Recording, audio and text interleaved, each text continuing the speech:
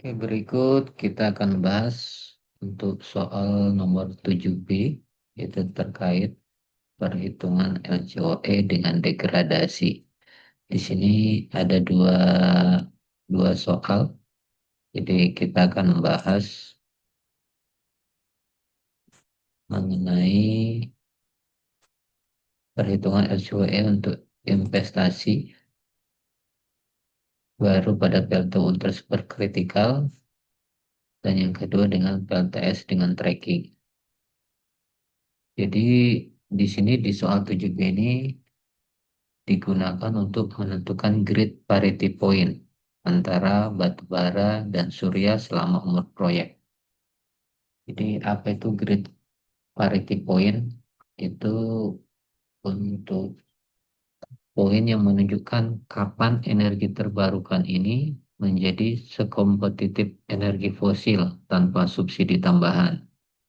Jadi soal ini memperkenalkan konsep degradasi teknologi yang secara teknisnya dan ada harga karbon yang faktor kebijakan sebagai dua pendorong utama parity.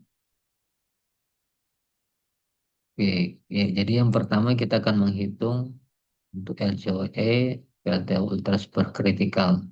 Di sini ada beberapa poin tambahan. Catatannya itu kapasitif faktor proyeksi 85% dan biaya karbon mulai dihitung tahun 2026. Nilai karbon kita lihat ini nanti jadi acuan Rp45.000 per ton CO2 dan nilai emisi akan kita pakai ini nilai PLTU-nya 950 kg CO2 per megawatt.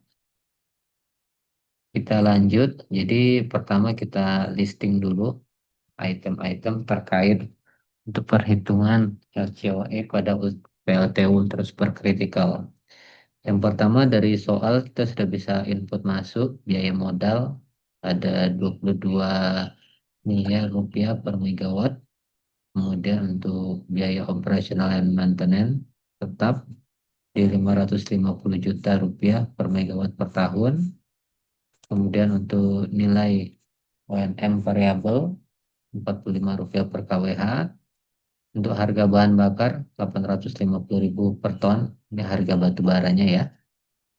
Kemudian degradasi 0,5, umur ekonomisnya 30 tahun, faktor kapasitas tadi, CF tadi 85%. Nah, dari soal ini yang sudah ada, kita yang pertama itu yang perlu jadi acuan, kita akan menghitung namanya CRF ini. Jadi CRF ini capital recovery factor. Jadi ini sebagai faktor pengembalian modal. Jadi ini digunakan untuk mengkonversi total capek atau biaya investasi yang dikeluarkan di awal proyek menjadi serangkaian biaya tahunan yang setara dengan nilainya.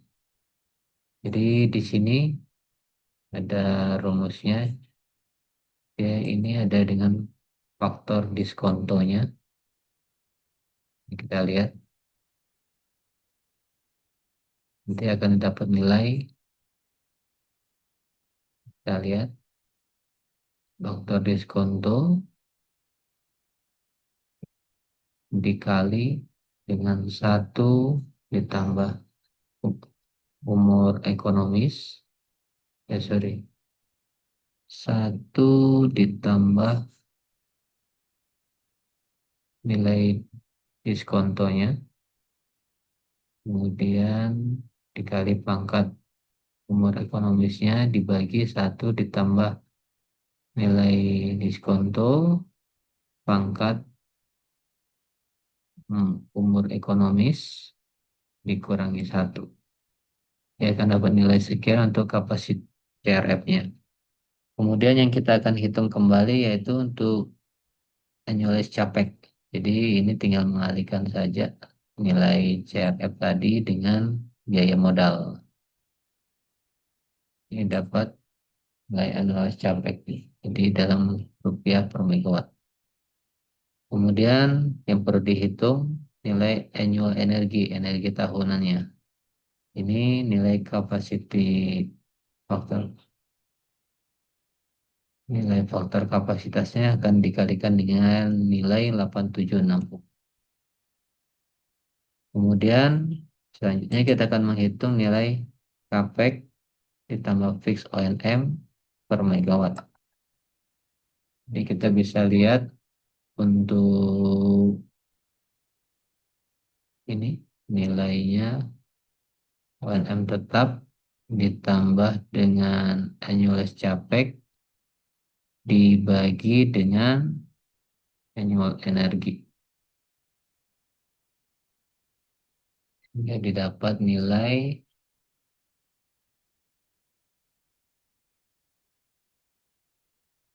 sekian. Oke, selanjutnya yang akan dihitung fuel cost. Sini fuel cost-nya bagaimana dengan harga batu bara.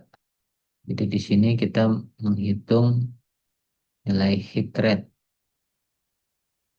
Di heat rate-nya batu bara di soal sebelumnya itu 8.500 BTU per kWh, atau kita konversi dia menjadi 8,5 MMBTU per megawatt. Itu akan kita kalikan dengan berapa gigajoule dibagi dengan nilai kalori batu baranya. Ini kita lihat nilai 8,5 dikali 105 dibagi 24 dikalikan dengan nilai tadi capex plus fix O&M per megawatt. Selanjutnya kita akan menghitung kembali untuk nilai carbon cost per megawatt. Jadi di sini tinggal mengalihkan nilai emisi tadi sudah kita singgung di soal nomor 7 tadi. Ini ada nilai berapa nilai emisinya 950 gram CO2 per megawatt. Jadi di sini kita konversi supaya dia dalam megawatt. Dalam ya, di sini 0,95 kita kalikan dengan 45.000. Ya dapat nilai sekian. Itu mendapat total biaya tahunan. Di total biaya tahunan di sini ini dari akumulasi nilai semuanya ya. Ini nilai annualis capex ditambah dengan nilai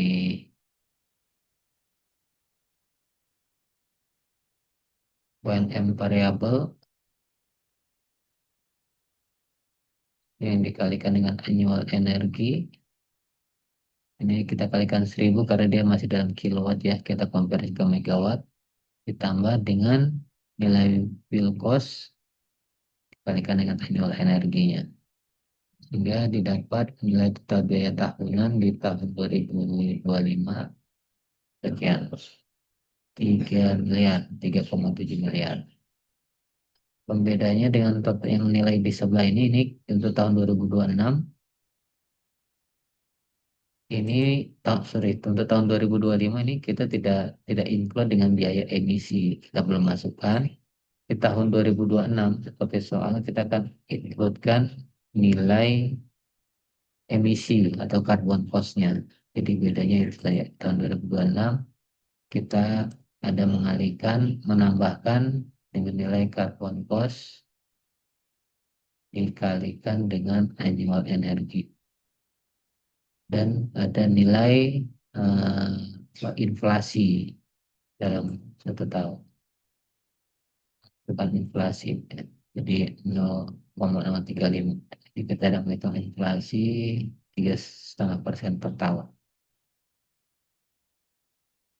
Oke, kemudian dari nilai ini kita akan menghitung LCOE selama 30 tahun. Kita lihat, kita list dulu selama 30 tahun. Dari tahun 2025 pertama hingga tahun 2054. Kita akan menghitung dengan faktor degradasi. Tahun pertama masih 0,1, kemudian di sini kita hitung rumusnya turunan setiap tahun hingga 30 tahun faktor degradasinya. Ini soal. ada dibahas.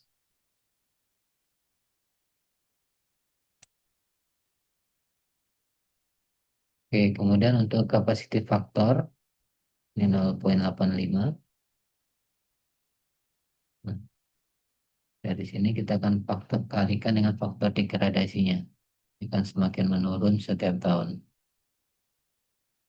Kemudian untuk faktor diskonto sama ini di tahun pertama dan untuk tahun kedua, tahun ketiga. Untuk perhitungan energinya itu 8760 kita kalikan dengan nilai capacity faktornya, faktor kapasitasnya. Ini sama semua ke bawah perhitungannya. Kemudian di sini kita akan menghitung energi kita kalikan faktor diskonto. Kemudian untuk dapat biaya operasional tambah biaya karbon, jadi nilai ONM tetap tambah nilai ONM variabel tambah dengan nilai fuel cost dibagi dengan annual energi, dapat biaya operasionalnya. Kemudian untuk biaya tahunan, ini untuk tahun pertama yang tadi ya totalnya sudah jelas. Tahun pertama ini nilainya 3,7 M. Kemudian di sini kita menghitung biaya faktor diskontonya. Ini kita kalikan dengan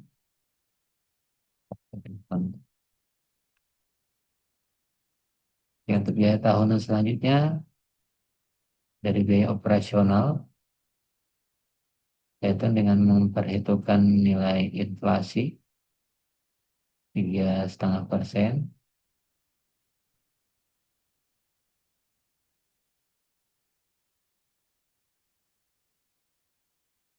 Oke, ini kita hitung terus ke bawah. Jadi ini kita hitung nilai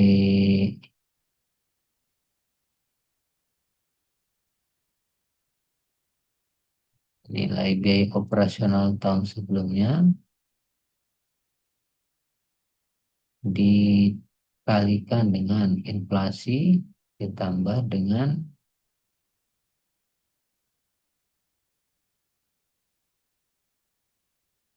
carbon cost yang dikalikan dengan berapa energinya. Ini akan kita hitung terus. Dan terakhir kita akan mengetahui berapa sih nilai LCOE dari PLTU tadi. Itu dengan membagi nilai dari total biaya tadi. Total bukti itu kita bagikan dengan berapa jumlah energinya. Jadi dapat untuk LCOE PLTU di 1.382.089 per megawatt hour. Ini untuk nilai LCOE PLTU 1,3 juta rupiah.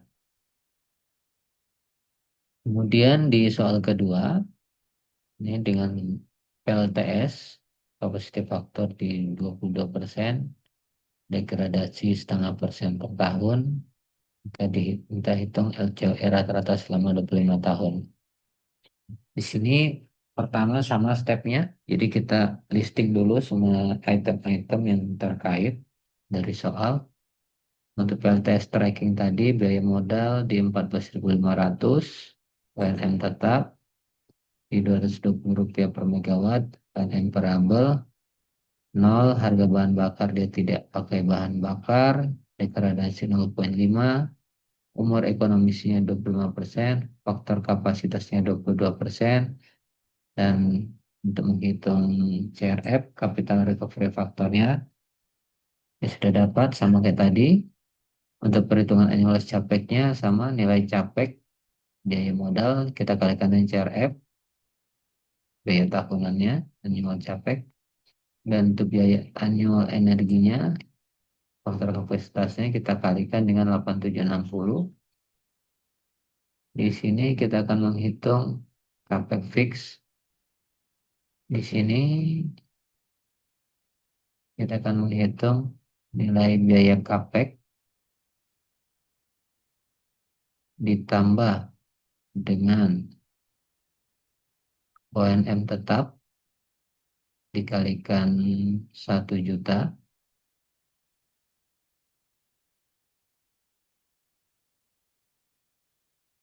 dibagi dengan annual energinya. Dia didapat 818.000 rupiah. Untuk fuel cost-nya dia tidak ada. Nah, ini jadi total biayanya sudah.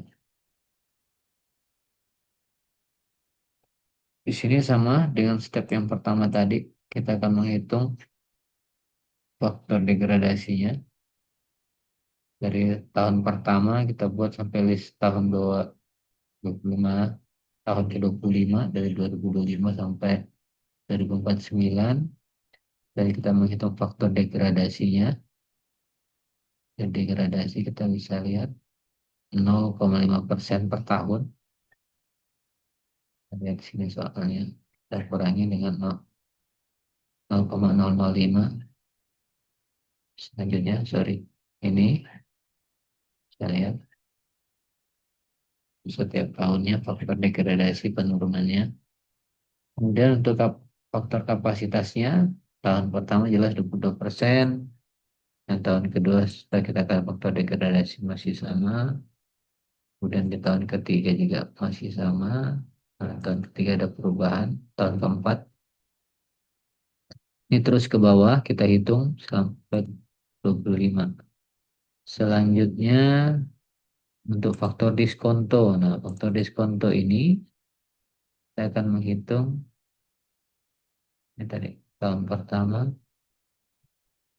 sama faktor diskontonya 0,08.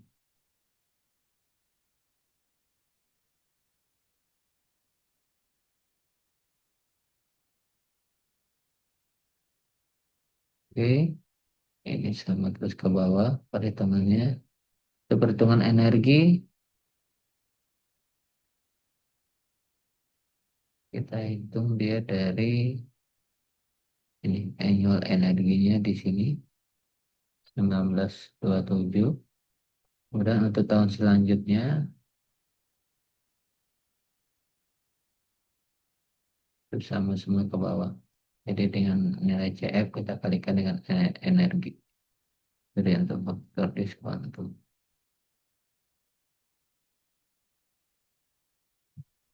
dengan energi. Dari sini kita akan menghitung energi dikali faktor diskonto sama perhitungan ke bawah. Kemudian kita akan menghitung biaya ONM tetap dan inflasinya.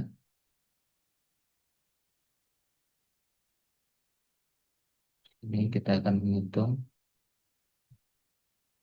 uang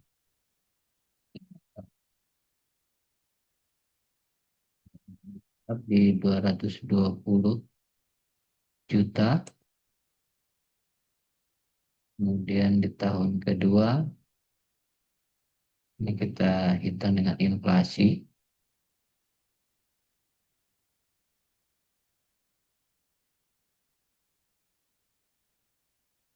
Itu juga hingga tahun selanjutnya ya. Setiap tahun kita inflasi 3,5%. Dari kemudian untuk biaya operasional, biaya biayawan yang tetap ditambah dengan biaya tahunan nilai capek.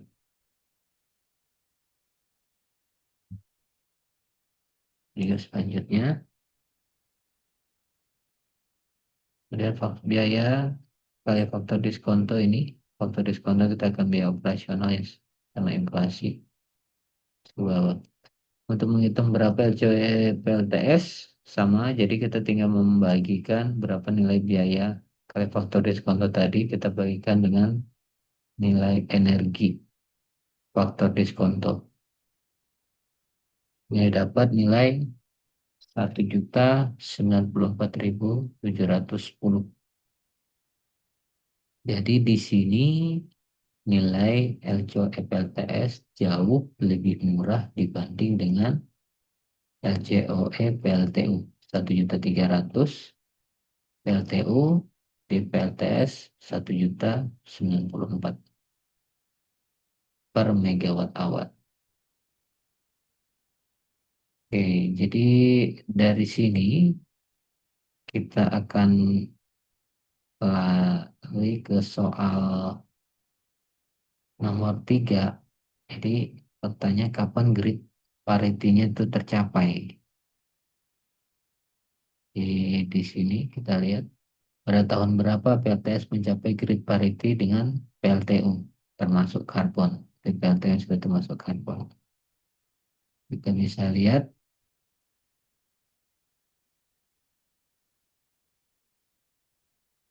nah di sini sudah ada penjelasannya. Jadi grid parity ini tercapai ketika LCOE PLTS kurang dari LCOE PLTU. Dalam soal ini kan LCOE PLTS jelas lebih rendah nilainya. Kita lihat 1.094 dibanding dengan LCOE PLTU 1.300.000. Artinya grid parity ini tercapai sejak awal investasi.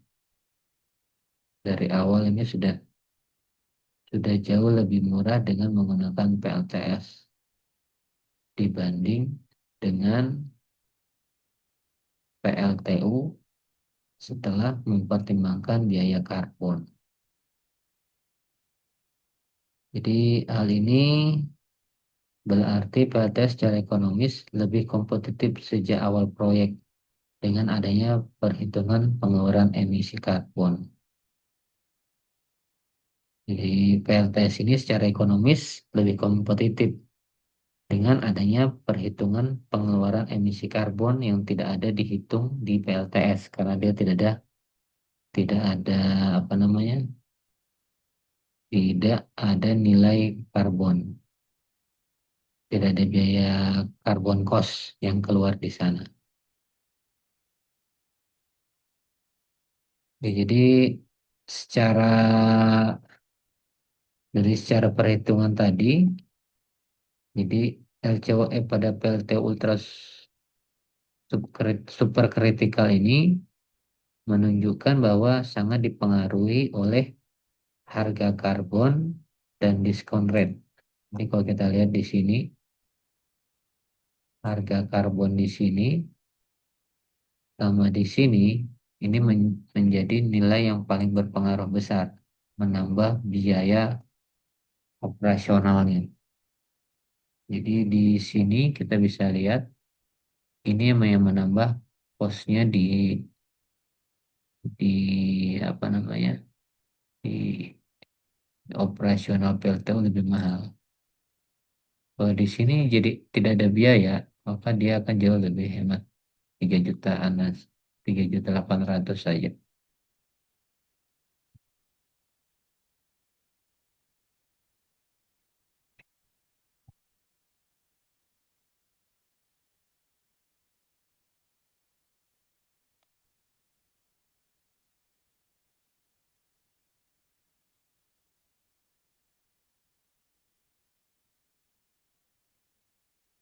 Oke, kemudian jadi hal yang mempengaruhi yang pertama tadi harga karbon. Jadi komponen fuel cost dan total biaya tahunan melalui penambahan biaya eksternal emisi CO2. Jika harga karbonnya meningkat, total biaya tahunan dan nilai HOE akan naik secara proporsional. Jadi kalau harga karbonnya naik, misal menjadi 150.000 per ton, maka akan jauh tambah tinggi lagi biaya listrik PLTU-nya tadi.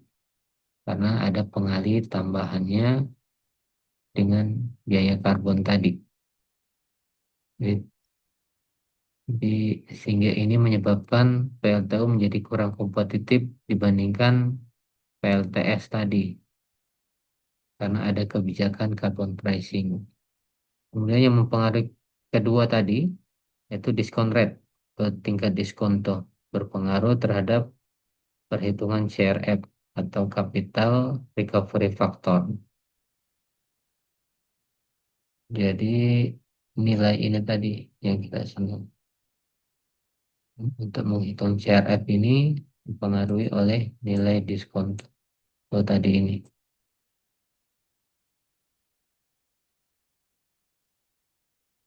Jadi peningkatan diskon rate misal dari 8% menjadi 10% akan menaikkan CRF dan LCOE yang menandakan bahwa proyek pembangkit menjadi lebih mahal secara finansial. Yang sebaliknya penurunan diskon rate akan memperkecil biaya tahunan dan mempercepat tercapainya grid parity dengan energi terbarukan. Jadi mungkin demikian yang bisa saya sampaikan. Lebih kurangnya mohon maaf. Semoga bermanfaat bagi kita semua. Terima kasih.